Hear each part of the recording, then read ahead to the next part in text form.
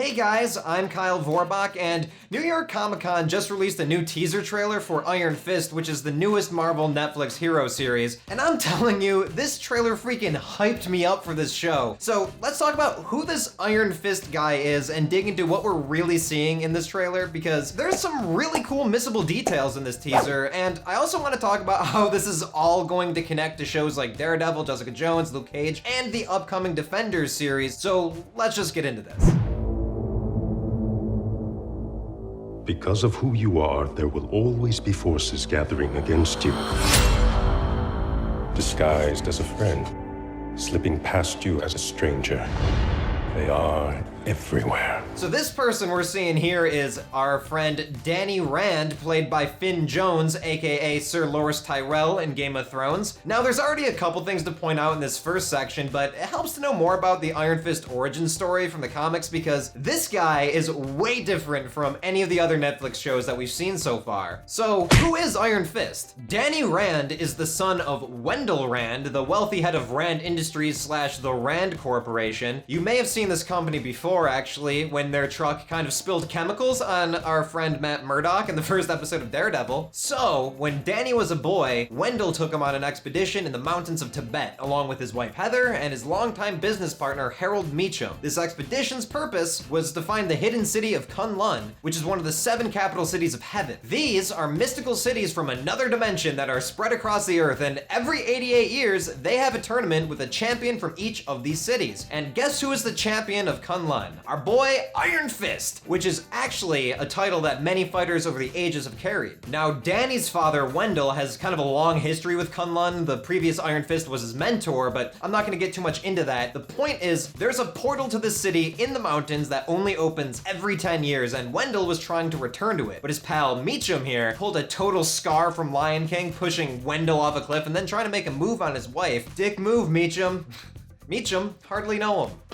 Crickets, crickets, crickets. As for Danny, he eventually gets picked up by the people of K'un Lun and becomes the Iron Fist after training under Lee Kung the Thunderer. Lee Kung is the weapons and martial arts master of K'un Lun, and I'm pretty sure it's his voice that we're hearing in this trailer. Because of who you are, there will always be forces gathering against you. Now, I don't really know how much the Iron Fist show will really get into this whole Cities of Heaven thing. It kind of seems like it's more centered on what happens when Danny Rand returns to New York to avenge his father against this guy, Harold Meachum, who we see menacingly facing away from us here, like the Madman logo. But let's back up a couple shots here. These two people are Ward and Joy Meachum. In the comics, Ward is Harold's brother and Joy is Harold's daughter, but the show is changing it so they're both Harold's children. We hear Lee Kung's voice warn us that their enemy is disguised as a friend, and my guess is that they aren't too happy with Danny's sudden return to take over the company and plot to attack their dad. But I'll talk about why the Meachums look the way they do a little later. But before I move on, we get a quick look at Colleen Wing here. Now, she's a key ally of Iron Fist in the comics, along with Luke Cage and Misty Knight. Based on the Easter egg from the final episode of Luke Cage, it looks like she's gonna be introduced as a martial arts teacher living in New York, and Colleen appears to have the same awesome white-handled samurai sword that she does in the comics. That moment in Luke Cage also kind of suggests that Claire Temple is gonna show up in one of Colleen's classes. Also, according to the cast list, Jerry Hogarth will show up at some point during Iron Fist, so clearly all the parts of this Defenders universe are just collapsing in on each other. Anyways, moving on. If you choose to continue as you are, know that you risk everything. It's time. So check out this shot of the bubbles. Another shot later in the trailer shows us more of what's going on here, but for now, it's interesting to note how the editing syncs up perfectly with Lee Kung saying, They are everywhere.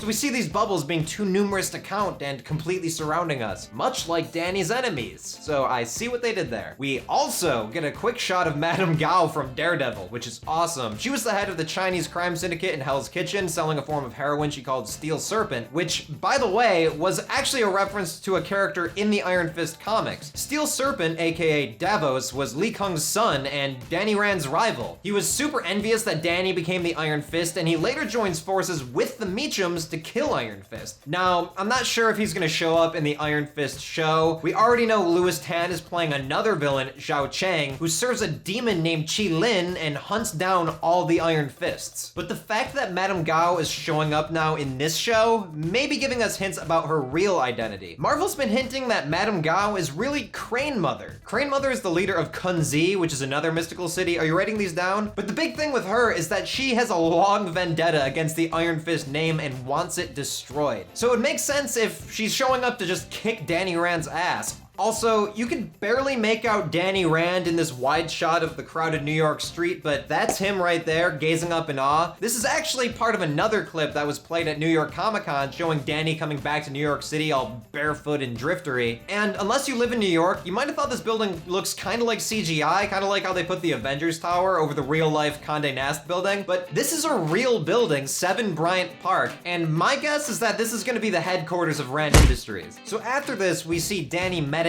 and as he does so, we see a few shots flash across the screen, kind of showing him in different stages. So this first shot is him as a boy, and it looks like he's on the private jet here when his mother's hand is caressing his face, but check out that cut on his forehead. I'm wondering if this quick shot is actually in the middle of the plane crash, and Danny, you know, like sustained this injury during the turbulence or something. And if you pause fast enough, you can see Danny meditating in robes with peaceful looking mountains in the background. I'm pretty sure this is taking place in K'un Lun, and if you pause it even faster, look, it's Euron Greyjoy. Anyways, moving on.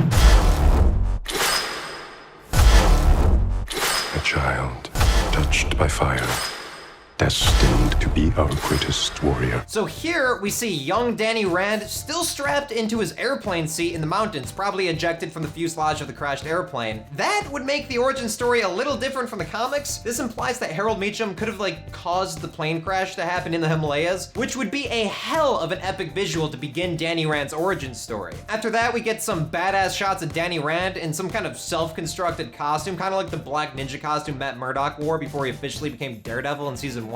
And I'll be honest, I kind of love it. I'm much more on the side of these street-level Marvel Netflix heroes wearing more like realistic, practical costumes, even though Daredevil seems to be kind of moving away from that now. So these shots don't last long, but it looks kind of like Danny's Iron Fist power is causing the light bulbs overhead to explode and shatter. And I love how that connects visually to the titles that flash like camera flashes in between these images, syncing with the cool industrial rock music. The Final, Defender, arrives. It kind of sounds like when like a WWE wrestler enters the arena, like it just like hypes you up so much. The Defenders.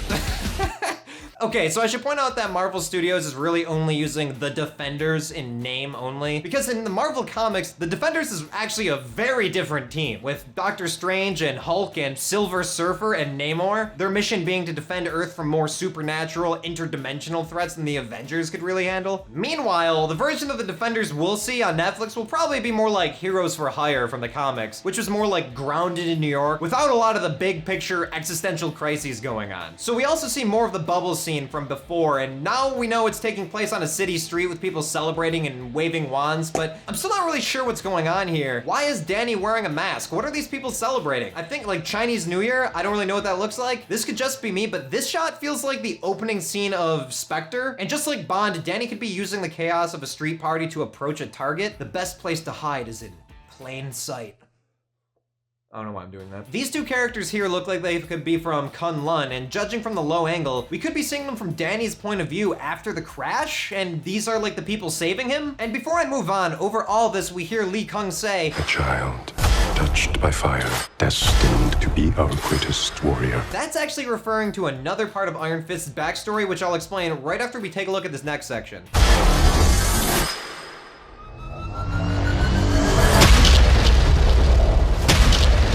You are a living weapon.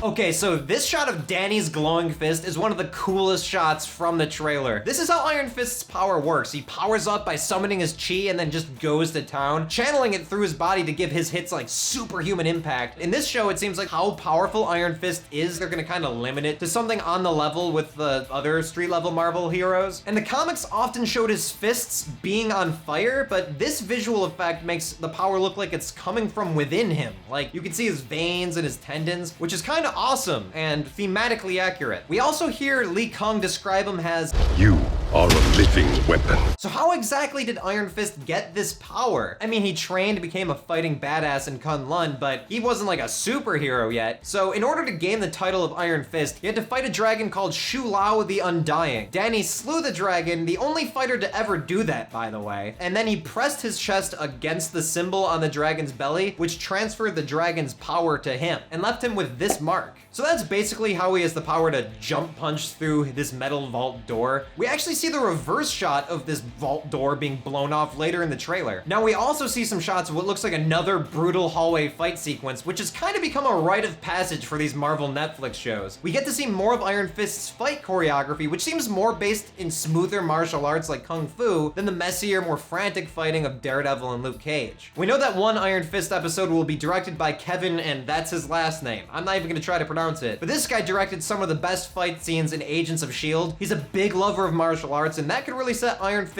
apart from the other shows in its universe. Anyways, moving on.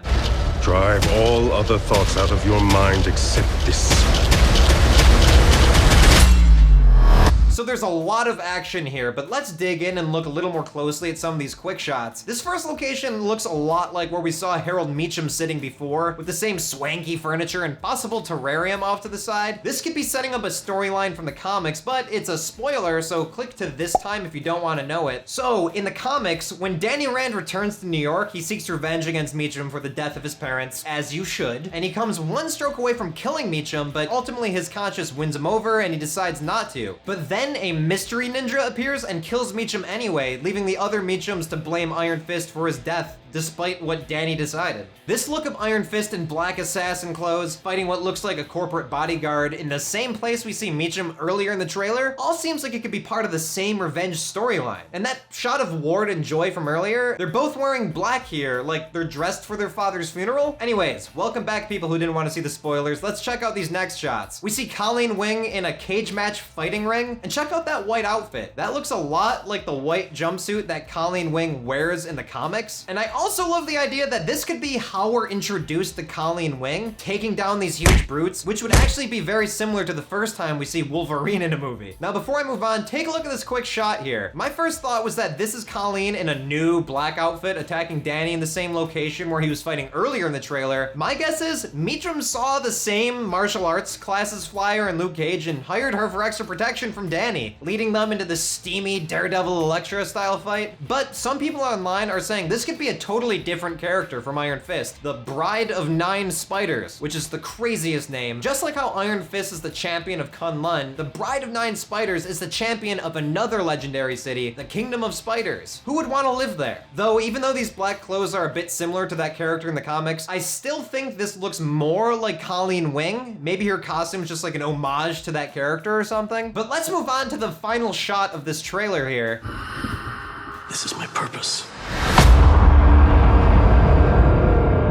So here we get the shot of Iron Fist's iconic chest tattoo. This is the mark he got from the dragon Shu Lao, and he becomes his character's sigil. I love the way the show uses it in the title, as the O in the word iron and in the smoke behind it. And remember guys, you aren't a true Iron Fist fan until you actually get this tattoo on your chest. I have it as a tramp stamp, which Eric told me isn't cool. I'm sorry, Eric. That's what happens when you touch your butt to a dead dragon. And also, take note of what Danny Rand says here. This is my purpose. This is what Netflix chose to end the trailer on. So what is he referring to? I predict that this revenge storyline against Meachum will be just one part of the season, kind of like how there was two halves to Luke Cage, and his bigger threat will be another big conflict from the Iron Fist comics, the Hand, which is the ancient order of evil ninjas trying to destroy civilization. The Hand was already well established in Marvel's Netflix universe in Daredevil's second season, and if you remember, Matt Murdock was kind of on the fence about whether he even wanted to fight this ancient war. His attention was torn between that and his law firm and dealing with Frank Castle and the blacksmith, and Luke Cage didn't bring up the Hand at all. So Iron Fist is probably gonna have to pick up where Daredevil left off on the Hand, since in the comics, Iron Fist and the Hand are kind of natural enemies. Now, I don't expect Iron Fist to totally do away with the Hand as a threat to this universe. I think this conflict might even set up a showdown that we'll see in the Defenders show. Hopefully we'll get a hint about who the big bad is that Sigourney Weaver is gonna be playing. Now, I'm super freaking excited that we're getting an Iron Fist show. Reading the comics, I never even imagined we were we're gonna see him on the screen. So I'm really looking forward to talking about him more. And one of the big reasons New Rockstars is even able to make videos about Iron Fists is our sponsor, Loot Crate. Loot Crate is a monthly subscription box service that hooks you up with a bunch of cool gear from all the nerdy stuff that we cover on this channel, including Marvel Comics. You can sign up right now by going to lootcrate.com/rockstars. Each month has a theme, and the theme for the box that just came in here is speed. So let's take a look.